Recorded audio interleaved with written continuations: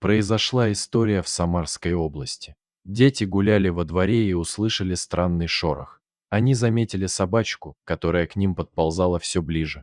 Именно подползала, так как у нее были перебиты лапы. Дети не могли остаться безучастными, они завернули бедняжку в куртки, дали ей еды, а после обратились за помощью к родителям, которые позвонили в местный приют.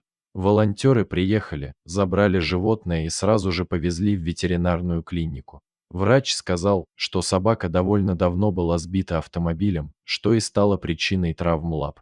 Никто не знает, сколько дней ей пришлось ползать, ища помощи, прежде чем она встретила добрых детей. Назвали питомицу Тосей. Часть передних лапок была ампутирована. Естественно, ей было поначалу страшно, у нее был сильный стресс, но постепенно она привыкла к новому положению и научилась передвигаться. Тосе около 2 лет, и раньше она точно была домашней собакой.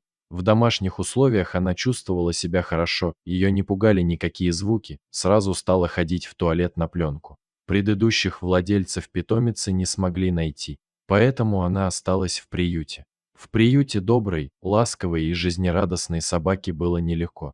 Для нее волонтерам пришлось все время искать временные передержки. Однако все это было не то, ведь Тосе был необходим постоянный дом и постоянные хозяева, которые будут ее любить. Когда волонтеры в очередной раз начали искать временных хозяев, к ним обратилась семейная пара. Женщина захотела навсегда забрать собачку-инвалида. Семья жила в Краснодаре, так что путь предстоял немалый.